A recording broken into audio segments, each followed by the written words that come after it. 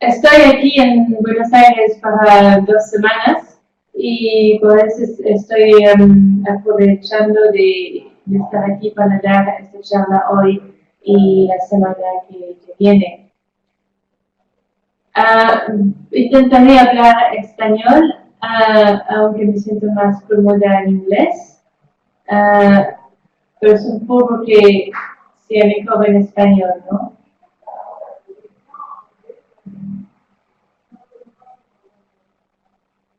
¿Ustedes me escuchan?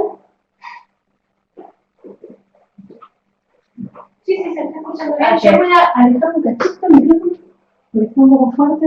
A ver. Está raro que no conteste, Nadie contesta. Sí.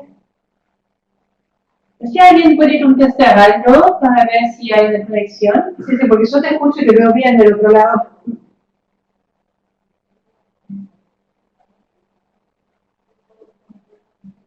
¿Ves? Ustedes pueden estar en el chat y escribir ahí.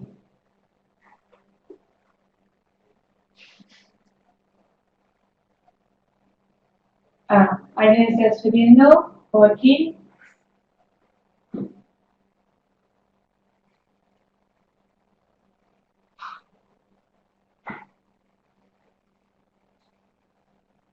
No se levanta la mano.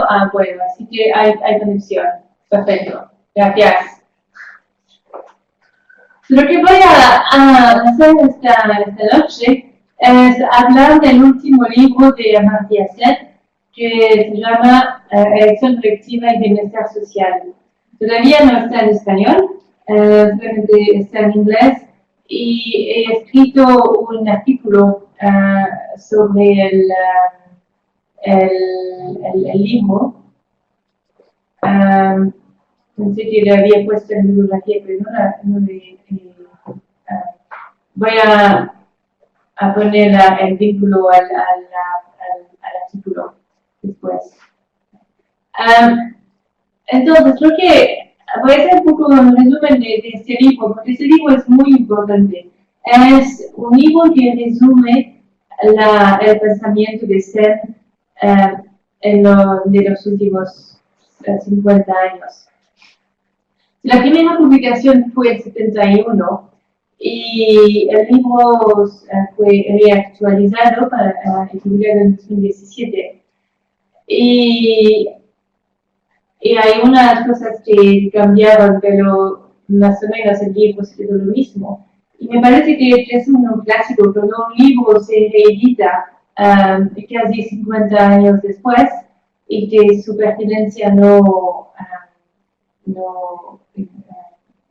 se queda, significa que es un libro muy, muy importante. Hay 3 argumentos que yo he destacado en el libro que resumen también el pensamiento de Sen y su contribución a pensar cuestiones de desarrollo y de justicia.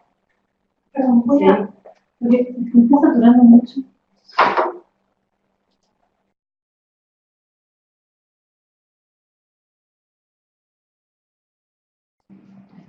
Okay.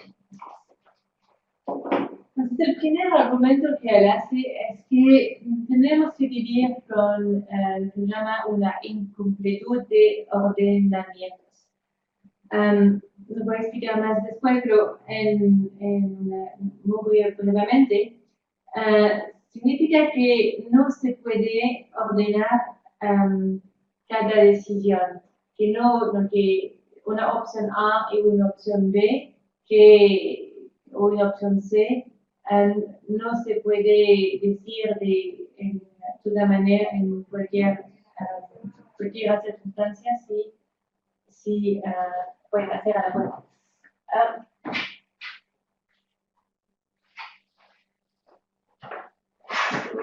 Si A es mejor que B o que B es mejor que C. Y el argumento de Sen es decir que no es porque no podemos decidir si A es mejor que B, B mejor que C, que no tenemos que hacer nada. Y la segunda contribución que él hace es ampliar la base de la información para juicios de valor. Y ese es donde todo el enfoque de las capacidades para ir más allá de la información sobre utilidad y consumo o ingreso.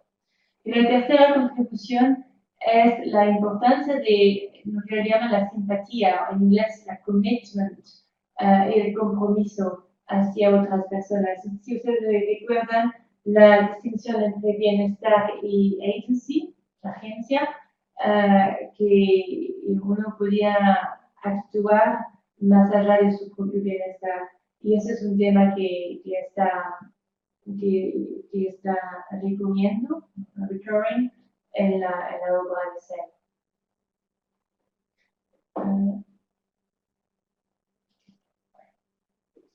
Entonces, la primera contribución que él llama la incompletud de ordenamientos, que en inglés se llama the incomplete orderings. Lo voy a escribir así, incomplete.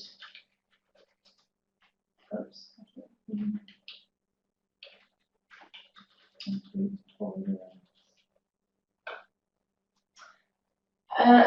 Hay que también situar toda la obra de Sen dentro de la teoría de la elección social.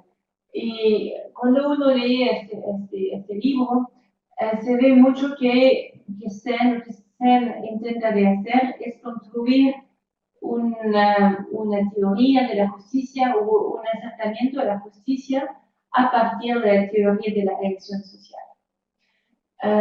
Y la origen de la elección social es la pregunta de cómo hacer decisiones colectivas dado la distinción de las preferencias individuales. Que es como una pregunta muy común, ¿no? Hay cuatro personas quieren hacer una cosa y otra cosa, y cómo decidir de manera colectiva.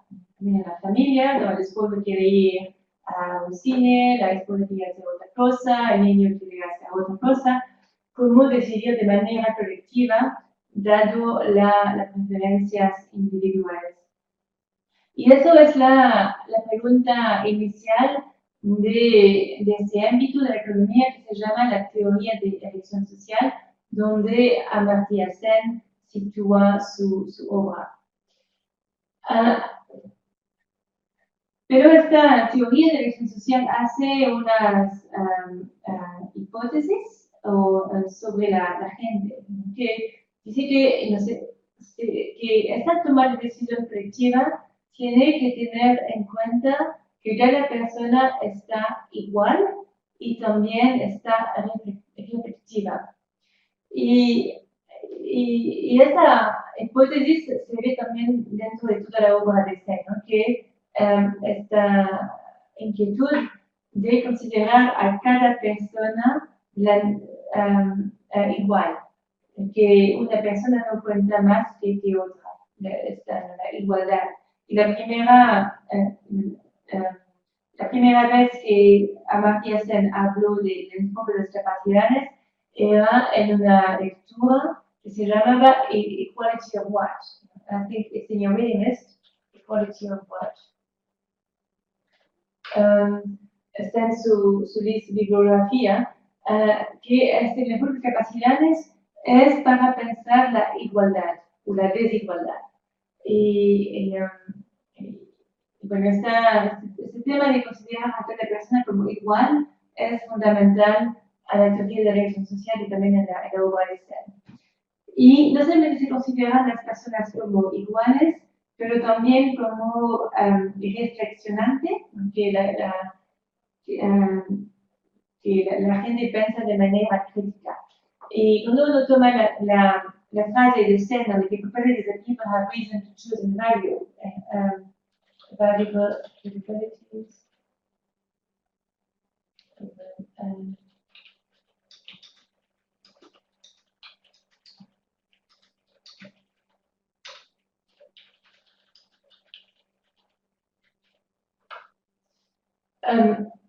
Pues esta frase, como ustedes saben, Amartya Sen no da una definición de las capacidades valorables. Son cada comunidades que en cada contexto que tiene que definir con el razonamiento qué son las capacidades que la más importante en este lugar.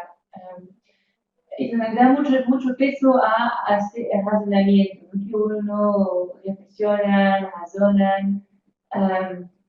Y el tercer componente de la teoría de elección social en UNICEF es que las decisiones no se toman solas, que siempre vivimos en compañía de otras personas. Me parece que esas tres hipótesis son como centrales en el pensamiento de Sena: la igualdad, la reflexividad o el razonamiento y la interconexión. Se ha dicho muchas veces, se ha criticado a Sen que él tenía una perspectiva individualista, pero no lo es, ¿no? Que la sociabilidad de las personas es central en su obra. Y argumenta en su libro que la teoría de la elección social es muy útil para entender y también tomar decisiones colectivas, como sobre la migración, sobre qué hacer con el cambio climático.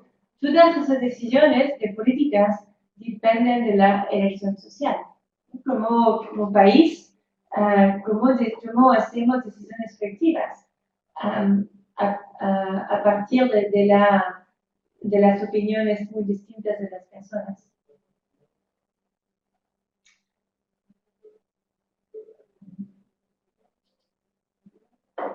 Y el argumento de Sen es que no tenemos que ordenar cada alternativa. Es decir, cuando estamos enfrentando a dos alternativas,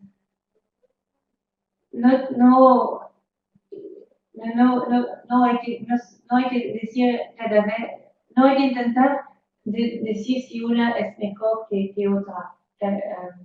Y él cita el ejemplo del burro de Buridan, en inglés se llama Robert Haas, que el burro tenía la elección, tenía que elegir entre dos haystacks en español, y eran de igual distancia. Y el burro no podía ordenar si un haystack era mejor que el otro. Y como no podía elegir, se murió de hambre. Y se utiliza esta historia para decir que hay muchas decisiones de políticas que no podemos elegir si uno es mejor que el otro. Y da el ejemplo de la regulación versus precios de carbono para el cambio climático, ¿no? O uno regula a las actividades de las industrias, o uno hace un mercado de carbono. Y hay gente que dice que es mejor introducir un mercado de carbono, que uno no tiene que comprar su derecho a emitir a carbono. Y el argumento de Sen es que no tenemos que esperar a un ordenamiento completo.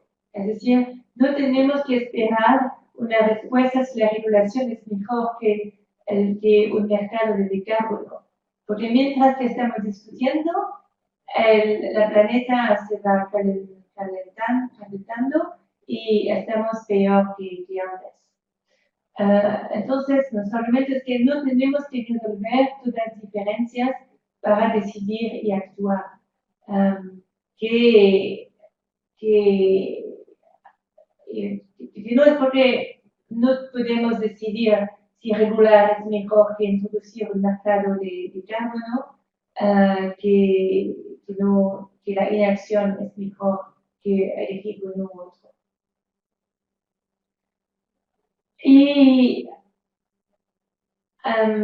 Y Seda argumenta también en su libro que no hay un sistema ideal de elección social, que cada grupo, cada contexto tiene también que elegir su manera de decidir colectivamente. ¿No? ¿Cómo se elige al nivel de una familia? ¿No? ¿Cómo uno va a hacer una decisión colectiva en la familia?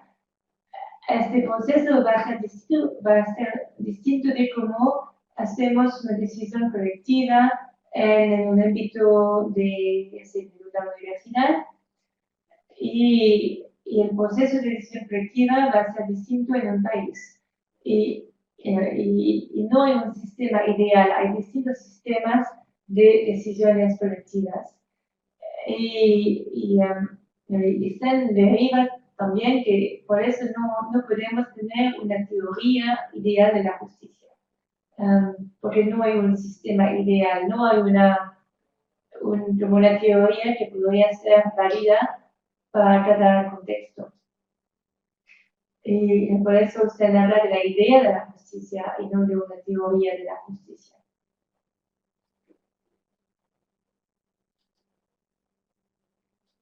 Antes de que voy al segundo punto, es que hay preguntas, puntos de clarificación o algunas cosas que ustedes pueden relacionar con lo que ya han visto en las clases o las lecturas.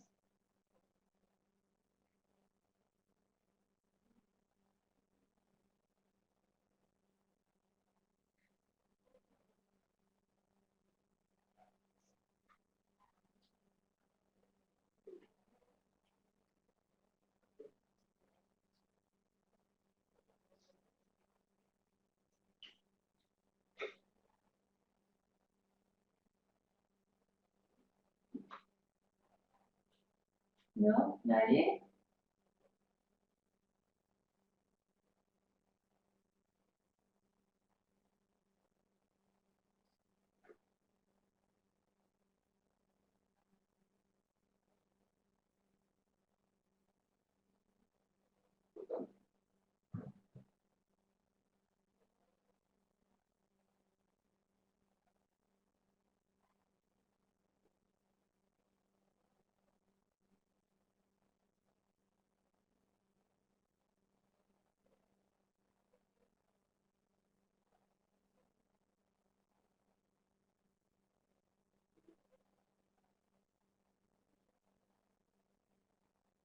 Ah, como que depende de dónde ustedes están, si la comunicación está bien o no. Para curiosidad, ¿dónde ustedes están? ¿Usted es una persona de Colombia? ¿Tengo un registro de Colombia? ¿Dónde está Marcela?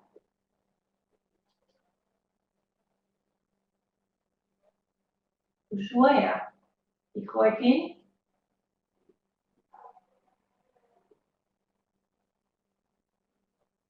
Ushuaia también.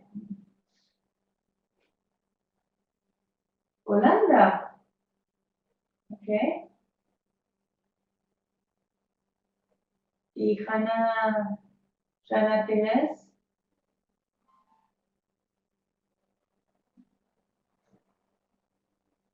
Ah, Perú.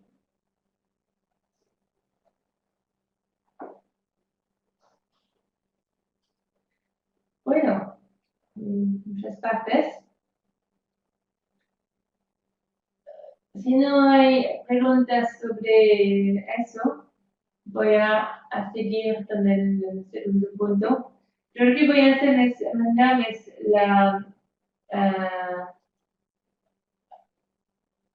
el link del artículo.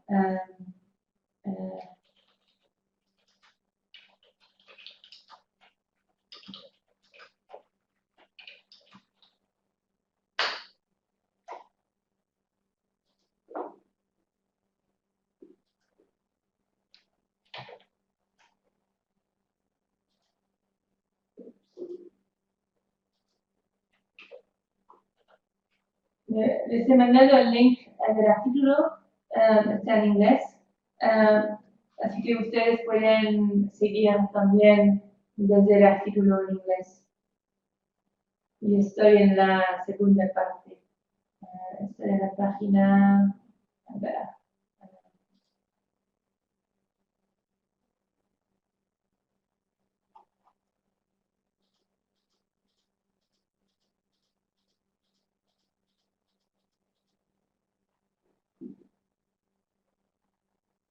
Estoy en la página 7. Second. Entonces, la segunda contribución de Sen en su libro es de ampliación de la base de la información para hacer juicios de valores. Y el enfoque de las capacidades es muy simple. Solo lo que hace solamente es ampliar la información que vamos a utilizar para juzgar o evaluar las situaciones. En la teoría de la elección social fue la información sobre utilidad y recursos que era la información más importante. Y la contribución de Sen era decir que no, que esta información es muy insuficiente, que necesitamos otro tipo de información y que llama las capacidades de las personas. Y en su pregunta inicial, es decir, que si nos preocupamos de cómo las personas viven, necesitamos saber algo de su tipo de vida. ¿No? Es que las personas pueden hacer o ser lo que ellos valoran. Y la percepción del ser humano en el enfoque de las capacidades es que el ser humano es una persona activa que hace, que construye, que es autor de su vida. Y en lugar de ordenar situaciones según el nivel de utilidad o según el nivel de recursos, se ordenan situaciones a partir de lo que las personas pueden hacer o ser.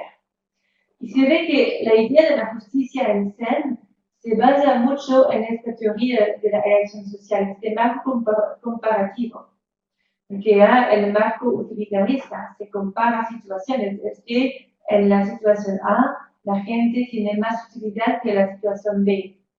Lo que se va a hacer es cambiar las informaciones, es decir, no, la pregunta que tenemos que preguntar es si en la situación A las personas pueden vivir bien, si ellos pueden ser o hacer lo que valoran. Y aproxima la justicia a partir de este marco comparativo. Una situación es más justa si en esa situación las personas tienen más oportunidades de vivir una vida que valoran.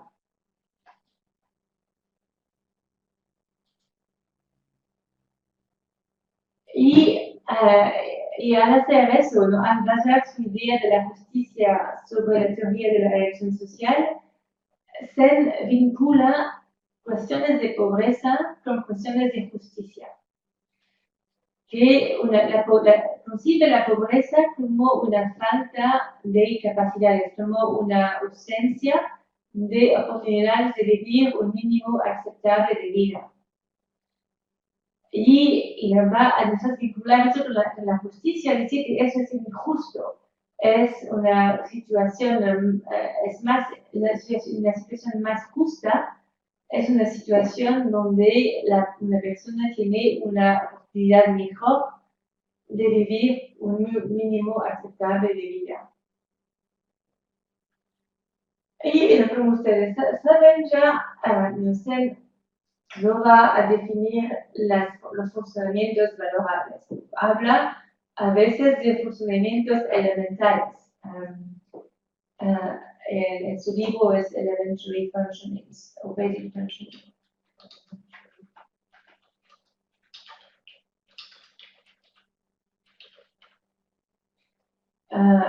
Como la salud, la nutrición, O hablar también de funcionamientos más complejos, como no tener vergüenza, participar en la vida de la comunidad. No, hay una serie de capacidades posibles y seguro que ustedes ya han leído la lista de Magda Nussbaum. Para ella es una propuesta de definir funcionamientos valorables, pero solo es una propuesta. Hay muchas otras maneras de definir lo que es valorable. Yo quiero hacer una nota sobre la capacidad y funcionamiento, sobre elección versus resultados. El ejemplo que siempre da es el ejemplo de un monje. El monje que ayuna tiene la oportunidad de comer, pero elige no hacerlo. Mientras que una persona que no tiene acceso a la comida no tiene esa capacidad.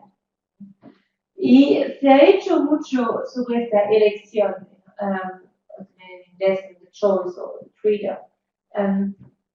Pero no hay una prioridad de uno sobre el otro. Zen es muy explícito con eso, porque no hay una prioridad de la elección sobre el resultado. No es porque uno ha elegido algo que es bueno.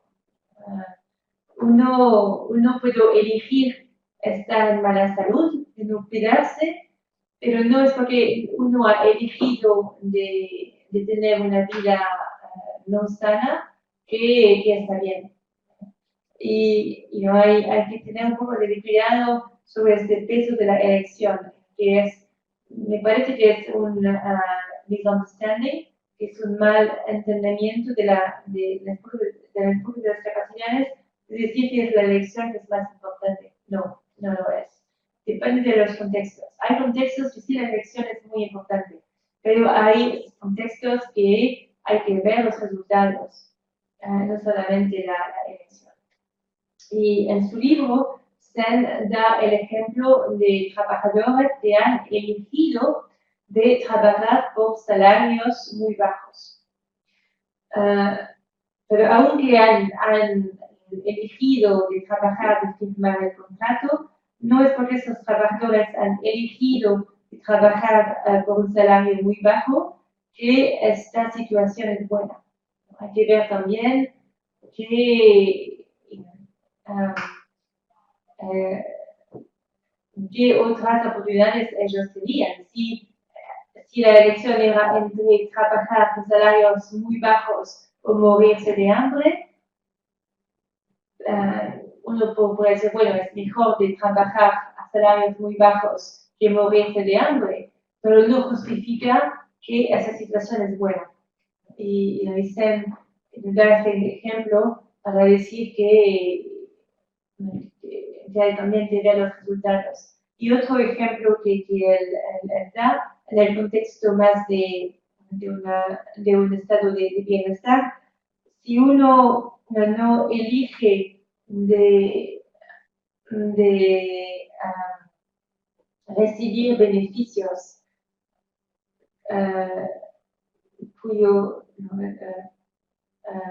que uno tiene derecho a tener, no es porque uno no le elige que es bueno también, porque uno puede no tener esos beneficios porque uno tiene vergüenza de ir al Estado para pedir ayuda. Así que no hay que tener cuidado con esta elección, ¿no? Que me parece que a veces se puede hacer mucho de esta elección, pero hay también que matizarlo y ver que el resultado cuenta de la misma manera que la elección. No sé si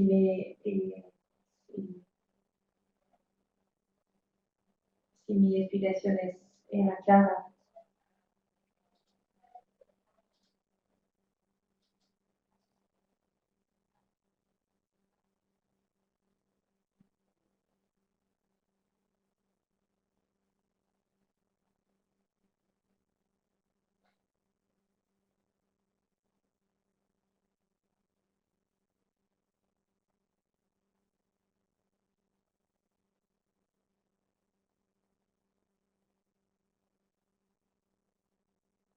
Ujú. Sí, sí, y hay que ver que dentro de la noción de capacidad hay la elección. Lo que hace la distinción entre capacidad y funcionamiento es la elección.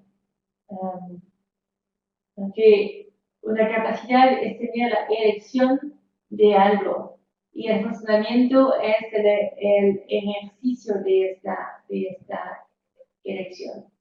Um,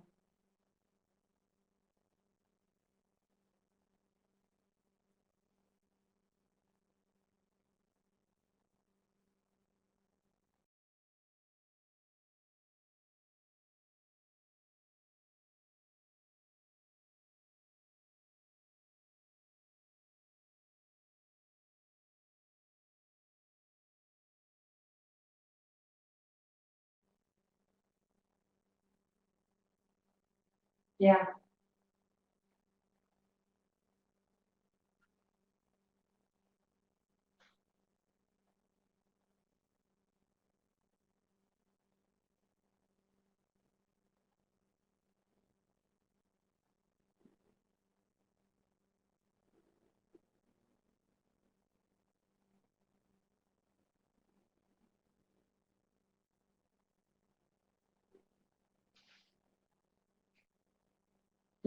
Exactamente, sí. Uh, pero ahí pienso que se puede también hablar de las capacidades de lo que es la cárcel, aunque las elecciones son más limitadas, pero uno podría decir que es un respeto de la dignidad humana de, por ejemplo, pedir a la persona en la cárcel lo que le gustaría comer. Que esta persona podría hacer al menos elecciones sobre su tipo de comida, un poco sobre el uso de su tiempo. Que me parece que hay algo de muy profundo al ser humano de esta elección, aunque el, en una cárcel no se puede elegir mucho, ah, pero este respeto de la dignidad humana necesita, me parece, tener un poco de ámbito para la elección. Y lo mismo lo pasa con personas mayores que están con demencia, que aunque viven más o menos como niños, es algo importante de dejarles como un ámbito de elección, porque es en esta elección, en esta libertad, que uno también puede ejercer su humanidad.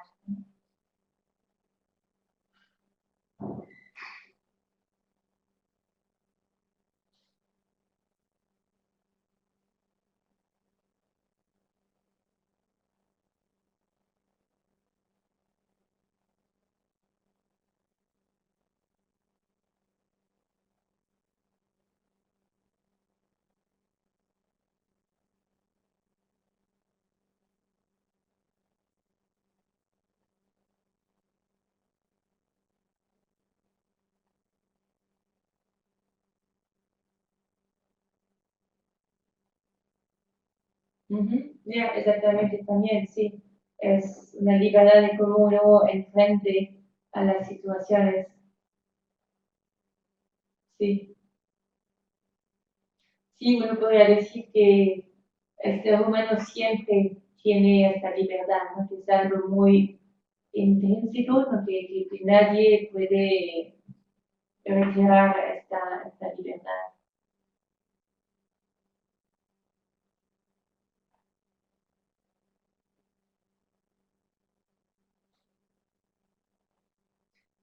¿Tiene la pregunta sobre procesos de adaptación? Ya. Pero es una línea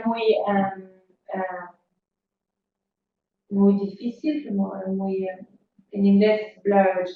Um, esta libertad es siempre ahí o que son procesos de adaptación, que son, no, hay personas que van a entrar a la situación de manera distinta, según su psicología, según su pasado, y, y nunca esta libertad pura, así que no siempre nuestro ejercicio de libertad se hace a partir de las relaciones que nos han influido en el pasado, en el presente, y no es una elección pura, no es el individuo racional que elige, siempre es la persona que elige dentro de unas relaciones sociales, dentro de un pasado, dentro de una historia.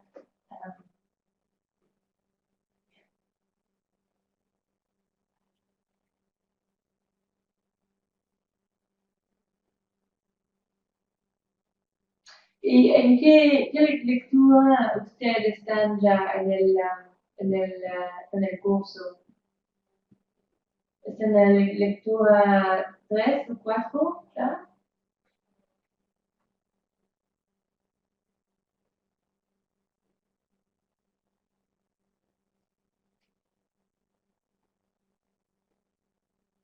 En la clase um, hay 8 clases. ¿Qué clase ustedes están ahora? Las 5, ya, están a la mitad. Así que ya han visto todas las cosas de capacidades, agency y ya.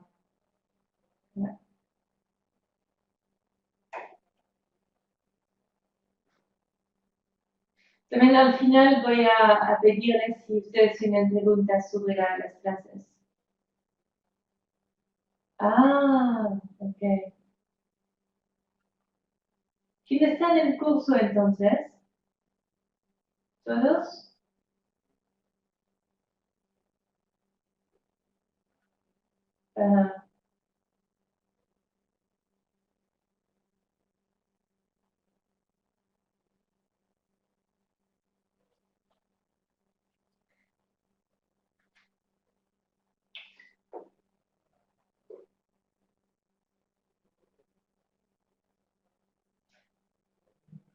Beatriz, nos hemos encontrado, ¿no?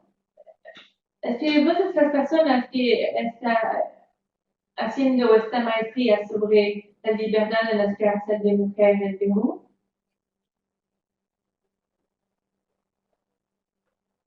Ah, porque cuando me hiciste la pregunta estaba pensando a esta persona que había encontrado en Perú. Bueno, porque que tienes mucho más que decir sobre el tema que yo. Ah, y lamentablemente no puedes hablar de tu proyecto.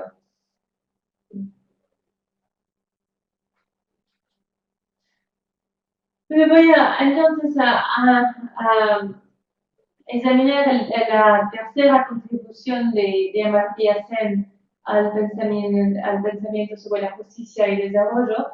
Es esta palabra simpatía y compromiso hacia la vida de los marginados, que se ve a través de su obra. ¿No? Es algo, cuando uno lee artículos de él, libros de él en el año 80, como su primer libro sobre las hambrunas, se llama Midas, Poverty and Famine en el año 80, y cuando se lee cosas de 2015 sobre la India, se ve el mismo tema. Y en este aspecto,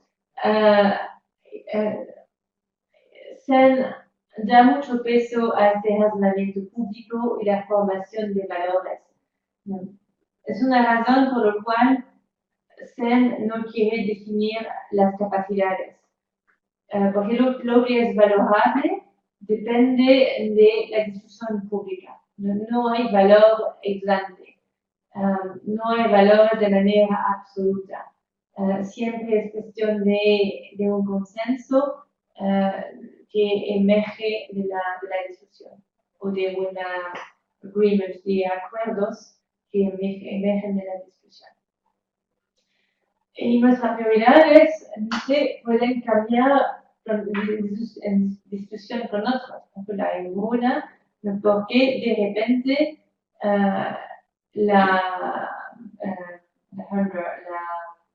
el hambre es un asunto, una prioridad política, o el medio ambiente. Nuestro cuidado del medio ambiente viene también de discusiones con otras personas, que en los países están cambiando de prioridades que al más discutir, al más ver el efecto del cambio climático, estamos cambiando nuestras prioridades. Y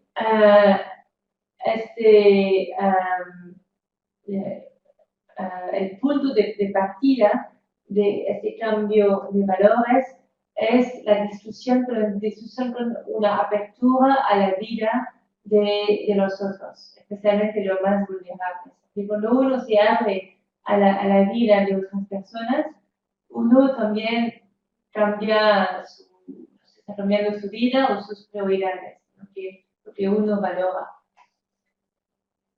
Y nos cita muchos ejemplos de la India, de que las personas de clase media no interactúan mucho con la gente pobre.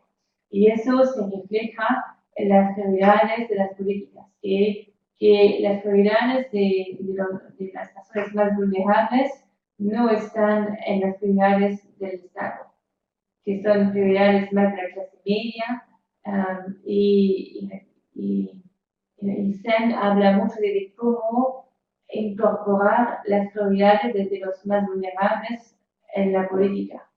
Y su argumento es decir que necesitamos mucho más vínculos, como también fuentes de solidaridad que pueden facilitar este encuentro entre distintas clases sociales.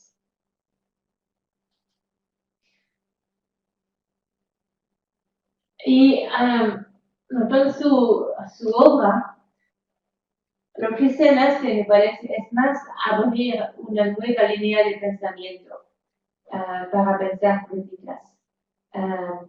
Es menos una cuestión de operacionalizar o de aplicación que de pensar el mundo de manera distinta, o de evaluar el mundo de manera distinta. Y a mi entendimiento, la contribución más grande de Sen es de cambiar nuestra manera de ver el mundo. Que si evaluamos el mundo, o si evaluamos cómo van las personas, no a partir de lo que poseen, pero a partir de lo que pueden hacer y ser, ya estamos cambiando nuestras acciones. Si cuando cambiamos nuestra manera de ver, también estamos cambiando nuestras acciones.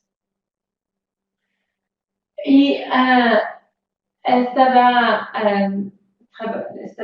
trabajando con un estudiante de Perú, que ahora está en Bath, no cómo aplicar el libro de Sen a Perú, pero cómo el libro de Sen puede abrir una otra manera de evaluar el desarrollo del Perú. Y si uno ve aquí el crecimiento económico de Perú, es aquí, es más arriba que la promedia de la región. Si uno evalúa el desarrollo en Perú a partir del crecimiento económico, uno podría concluir que es muy bueno, ¿no? Que Perú está formando a great performer en inglés. Pero si evaluamos Perú de otra manera, un poco, no puedo ver desde aquí, pero si en Perú en términos de tuberculosis, en términos de anemia, en términos de open defecation, de no tener acceso a un baño. Perú tiene indicadores mucho peor que otros países de América Latina, salvo Bolivia. Y ustedes pueden ver el cuadro quizás mejor en el paper.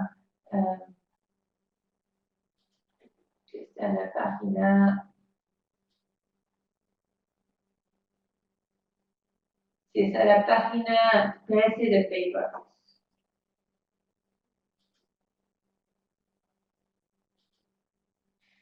Y aquí es otro, ¿no? Si uno ve el gasto público en salud y educación, Perú tiene el mejor peso que otros países, salvo Bolivia.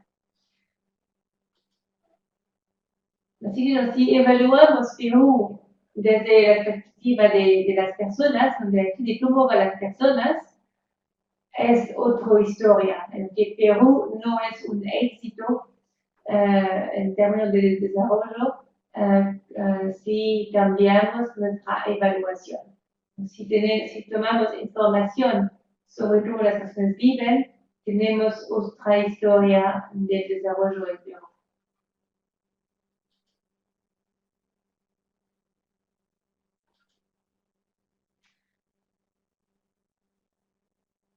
Pero un desafío es cómo incluir las prioridades de las personas marginadas en políticas públicas. Y en Perú, un tema importante es el tema de la minería. Y los conflictos socioambientales que han surgido los 10 últimos años. No voy a hablar de esto.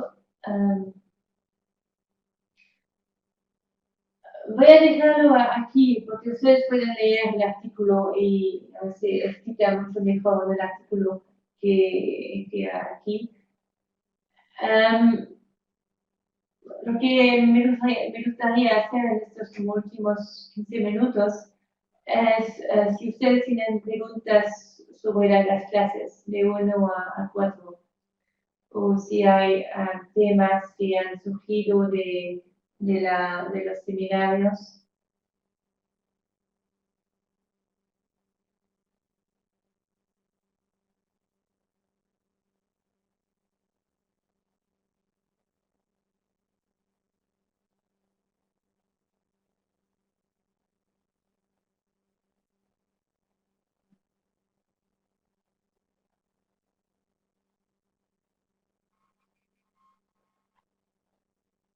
No? No question?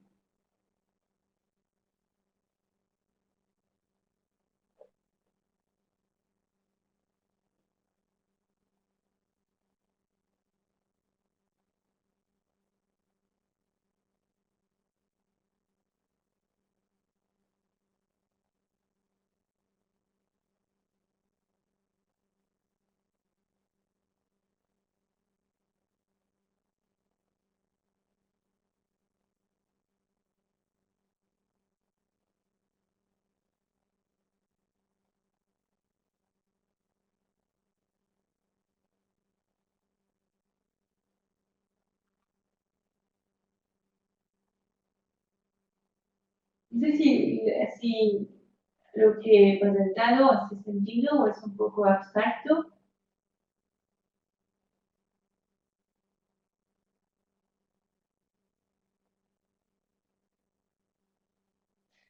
Si ustedes ya habían oído de este último libro de Zen, si han ido a reseñas.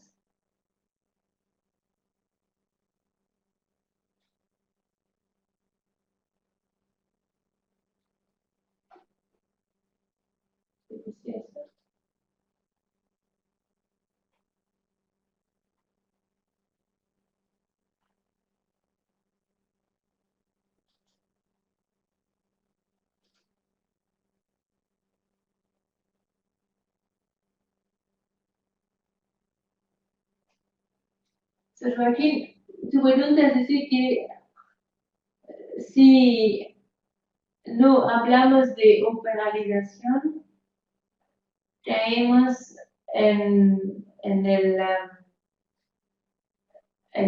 ingreso. Yo creo que aquí es una cosa semántica, porque que primero no es pensar de manera distinta el mundo, o para evaluar de manera distinta el mundo. Pero para esta tarea necesitamos otros indicadores. No, para mí, no es cuestión de operar, no, no se puede hablar de operacionalizar el enfoque.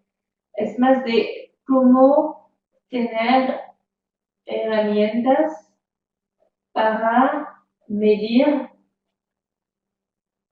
esta nueva información que buscamos. No sé si me explico. Mi inquietud o la razón por la cual soy incómoda con el término de operacionalización es como si había una teoría ahí y lo aplicamos. Y no es tan cuestión de aplicación que de buscar nuevas formas de medir, de tener indicadores sobre esta información nueva. Pero yo no lo veo como una operación del enfoque. Es más, es como es como evaluar de manera concreta las situaciones a partir de esta perspectiva.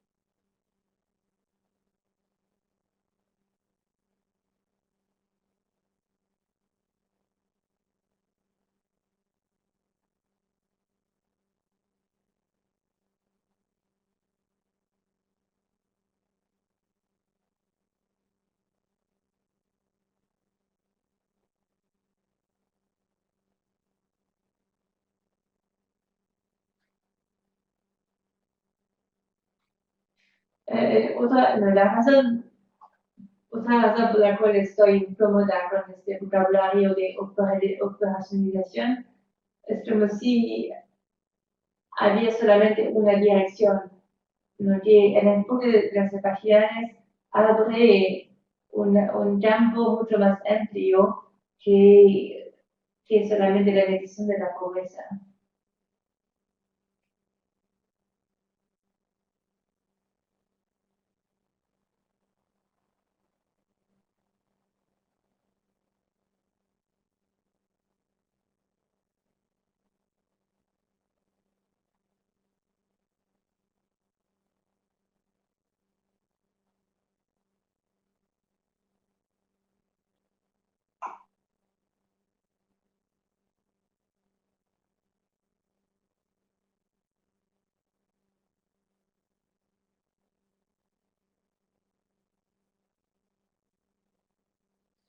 No sé si estoy de acuerdo contigo, Joaquín, de la importancia de indicadores de la medición. Aunque estoy un poco cautela, un poco cautious, que por qué tenemos que medir tanto, que la medición es importante, pero hay que ponerla en el contexto también. Mientras que medimos la pobreza, no es porque medimos la pobreza que cambiamos. Así que es importante tener indicadores. pero hay que ver también la medición dentro de su contexto.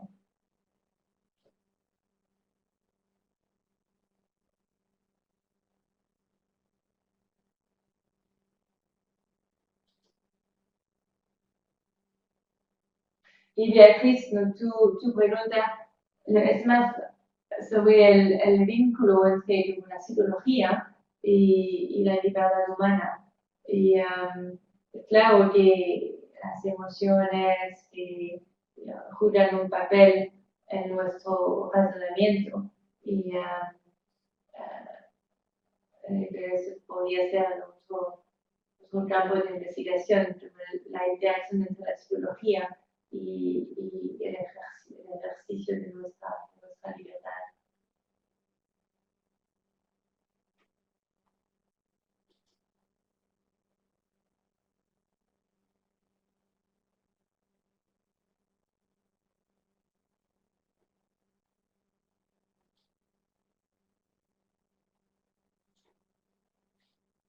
¿Ustedes todos saben leer inglés? ¿Sí?